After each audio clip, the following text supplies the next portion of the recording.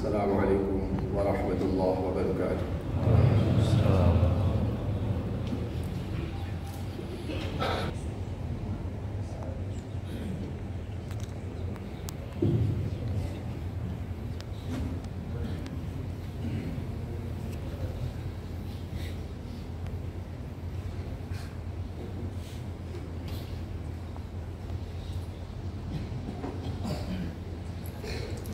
Alhamdulillah nahmaduhu wa nasta'inuhu wa nastaghfiruh wa nastahdihi wa natubu ilayh wa nu'minu bihi wa natawakkalu alayh wa na'udzu billahi min shururi anfusina wa sayyiati a'malina man yahdihillahu fala mudilla lahu wa man yudlilhu fala hadiya lahu asyhadu an la ilaha illallah wahdahu la syarika lahu wa asyhadu anna sayyidana wa nabiyyana Muhammadan 'abduhu wa rasuluh.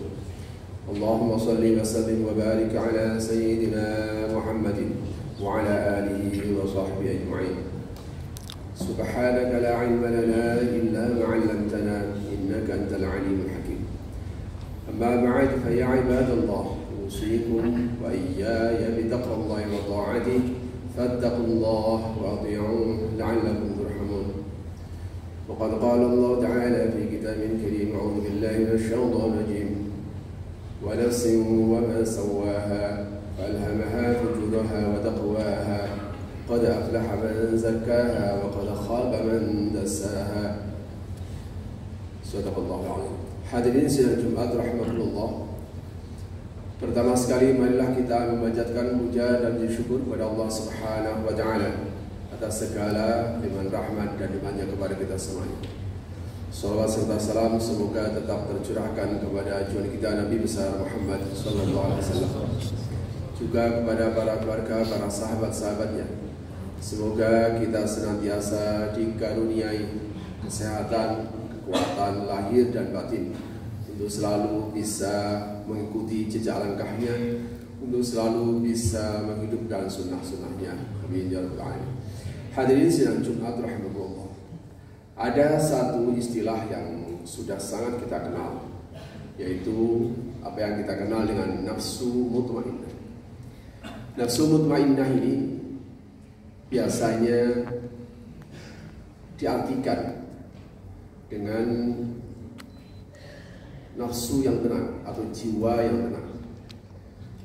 Atau bisa dikatakan bahwa nafsu mutmainnah di dalam Al-Quran menjadi lawan dari nafsu ammarah bisu.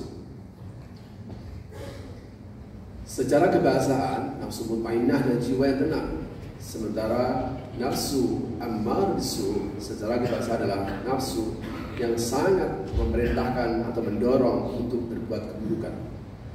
Tentu saja secara kebahasaan dua istilah ini tidak matching. Mestinya nafsu yang tenang lawannya adalah nafsu yang resah atau tidak tenang.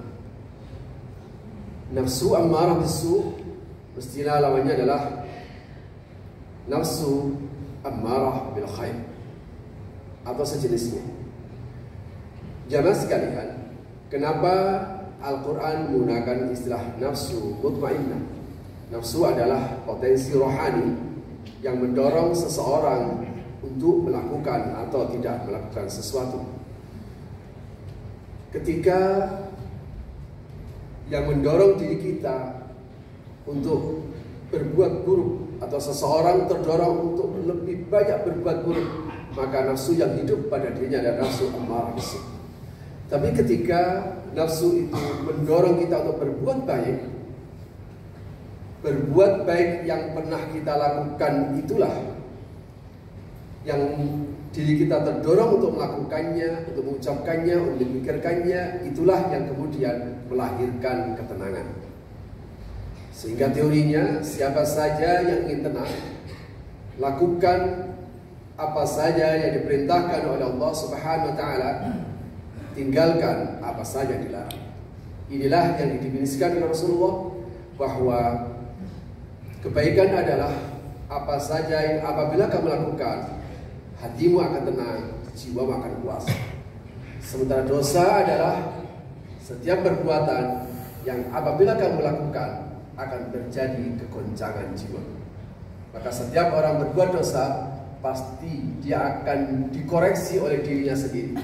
Selama seseorang berbuat dosa kemudian ada satu penyesalan, ini masa ada kemungkinan dia akan menjadi naik di nafsu mutmainnah.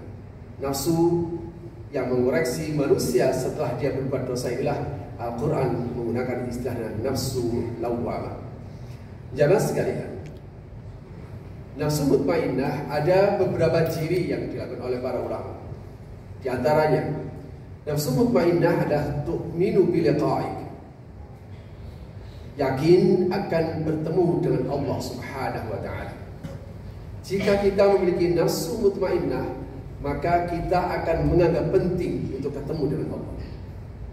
Jamaah sekalian, ada sekian banyak orang menganggap penting karena ingin ketemu para pejabat. Ada sekian banyak orang menganggap penting untuk ketemu dengan seorang pengusaha besar. Ada seseorang yang menganggap penting ingin ketemu sama orang-orang penting. Pada sebenarnya mereka-mereka yang dianggap penting itu tentu saja belum tentu memberikan kebaikan bagi hidup kita. Sementara Allah Subhanahu wa ta'ala, Sang Rabbul Alamin, pemilik, perawat dan mengatur serta mendorong, mengawal seluruh ciptaannya sampai pada ciptaan yang sempurna hanya Allah Subhanahu wa ta'ala. Seringkali ada orang tidak menganggap penting. Jika kita memiliki nafsu mutmainnah, maka kita akan menganggap penting bertemu dengan Allah Subhanahu wa ta'ala. Kalau ini menjadi tujuan kita, kalau kita menganggap penting ingin bertemu kepada Allah, sebagaimana orang menganggap penting ketemu dengan pejabat, sebagaimana seseorang menganggap penting ketemu dengan pengusaha, dia akan mempersiapkan segalanya yang dibutuhkan oleh sang pejabat itu. Dia akan memenuhi segala apa saja yang dibutuhkan oleh sang pengusaha itu. Begitu juga Allah Subhanahu wa ta'ala. Tetapi untuk ketemu Allah, kita tidak perlu harus punya uang dengan jumlah tertentu. Ingin ketemu Allah, kita tidak harus memiliki kesarjanaan dengan titel tertentu. Kita juga tidak harus dari keturunan tertentu. Kenapa? Karena kita cukup awwalu ma yuhasabu bil 'abdu yaumal qiyamah as-shalah. Cukup kita memperbaiki cara ibadah kita, cukup kita memperbaiki cara sholat kita. Karena itulah bahan yang terpenting untuk ketemu dengan Allah Subhanahu wa ta'ala. Yang kedua, wa tardha bi qada'ik. Nafsu mutmainnah itu adalah jiwa yang selalu ridha terhadap qada dan qadar Allah. Jamaah sekalian, ridha, ada manusia ridha kepada Allah, Allah ridha kepadanya. Ketika kita ridha kepada Allah, tentu saja yang tertinggi adalah kita senang kalau kita mendapatkan surganya. Tetapi tidak semua orang diizinkan untuk masuk surganya. Tetapi orang-orang yang mardiyah, orang-orang hanya diridhai oleh Allah Subhanahu wa ta'ala. Karena itu, selama hidup di dunia ini, jika kita memiliki nafsu mutmainnah, kita tentu saja keinginan kita adalah hidup setelah mati nanti sama-sama masuk surga. Karena itu wujud ridha Allah terbesar. Jika surga adalah wujud dari ridha Allah, sementara Allah selalu wujud, maka surga bagi seorang mukmin kita tidak harus tunggu mati, karena sesungguhnya hidup ini kita sudah bisa mendapatkan surganya. Seorang mukmin yang nafsu mutmainnah, target hidupnya adalah yang penting Allah ridho, yang penting Allah ridho. Jamaah sekalian, hanya saja Allah mengaitkan ridhonya bukan dari perbuatan yang kita lakukan yang diridhoinya saja. Saya ulangi, ridhonya Allah bukan saja dikaitkan dengan perbuatan dan perilaku yang bisa kita lakukan, tapi justru ridhonya Allah digantungkan dengan segala bentuk qada dan qadarnya. Seorang ulama, Imam Qushairi dalam Ar-Risalah Qushairiyah, di situ ada seorang rasul antara Nabi Isa dan Nabi Musa. Dia bersujud, ya Allah, aku ingin ridhomu, aku ingin ridhomu. Dijawab sama Allah, kamu bisa dapat ridhoku asal kamu ridho atas ketentuanku. Kenapa ridhonya Allah ini digantungkan dengan ketentuannya? Jamaah sekalian, untuk melakukan perbuatan yang dhaif sebenarnya jauh lebih mudah. Kenapa? Karena kita memiliki wilayah untuk memilih. Karena Allah memberikan anugerah kepada kita iradah dan istita'ah, kemauan dan kemampuan. Tapi untuk ketentuan Allah, tidak ada satu kekuatan pun yang bisa mengintervensi. Ketentuan Allah pasti terjadi. Qada qadar Allah pasti terjadi, suka atau tidak suka, menyenangkan atau tidak menyenangkan. Kenyataan hidup, ketentuan Allah yang terjadi pada diri kita tidak selalu menyenangkan. Seringkali juga terkadang tidak menyenangkan. Tetapi selama kita bisa menerima bahwa itu ada satu ketentuan Allah, itulah ciri nafsu mutmainnah. Dia taradha biqada'i. Yang ketiga, wa taqna'u bi'adha'i.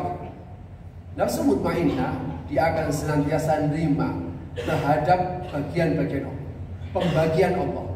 Jamaah sekalian, kalau seandainya kita bayangkan ada satu perusahaan, kemudian sang pemilik perusahaan ingin membagi-bagi hadiah, tentu saja yang menentukan siapa dapat apa dan apa diberikan kepada siapa tentu saja bukan karyawannya, tapi pasti bosnya. Begitu juga Allah. Allah punya hak prerogatif untuk memberikan siapa kepada siapa dapat apa dan apa diberikan kepada siapa. Siapa dapat berapa dan berapa diberikan kepada siapa. Hanya Allah Subhanahu wa ta'ala. Karena itu, bagi seseorang yang memiliki nafsu mutmainnah, maka rasa puasnya bukan karena dia bisa mendapatkan uang 1 juta. Sebab kita tidak akan bisa mengendalikan angka 1 juta itu. Terkadang bisa naik, tapi juga seringkali bisa turun. Tetapi seorang nafsu mutmainnah, dia akan senangnya karena Allah selalu memberi.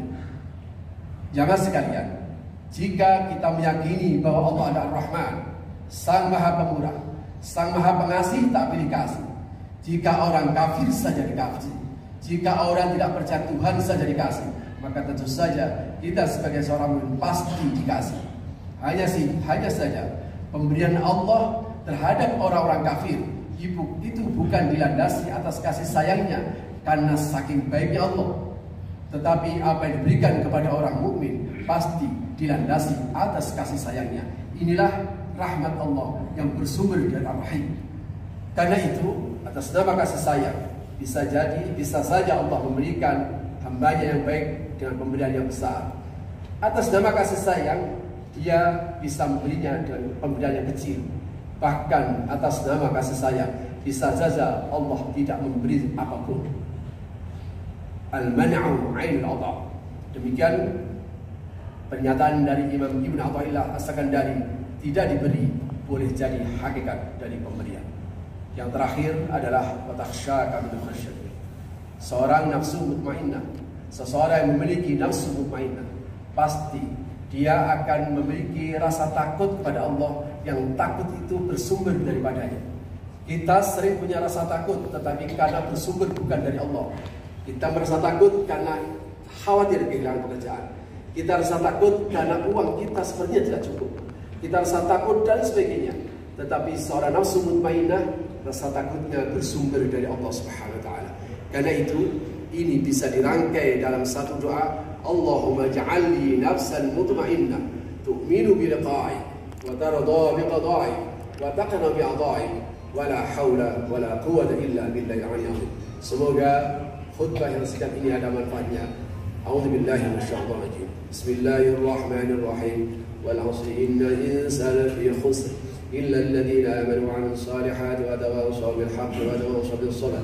بارك الله لي ولكم في القرآن العظيم ونفعني وإياكم بما فيه من الآيات والذكر الحكيم وتقبل مني ومنكم تلاوته إنه هو السميع العليم.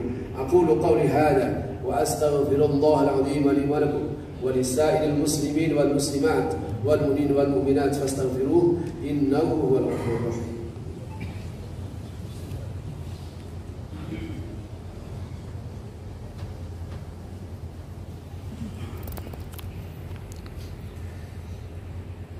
الحمد لله الذي هدانا لهذا وما كنا لنهتدي لولا أن هدانا الله. أشهد أن لا إله إلا الله وحده لا شريك له وأشهد أن سيدنا ونبينا محمدا عبده ورسوله. اللهم صل وسلم وبارك على سيدنا محمد وعلى آله وصحبه أجمعين. أما بعد فيا عباد الله أوصيكم وإياي بتقوى وطاعته فاتقوا الله وأطيعوه لعلكم ترحمون. وقد قال الله تعالى في كتابه الكريم: أعوذ بالله من الشيطان الرجيم: إن الله وملائكته يصلون على النبي يا أيها الذين آمنوا صلوا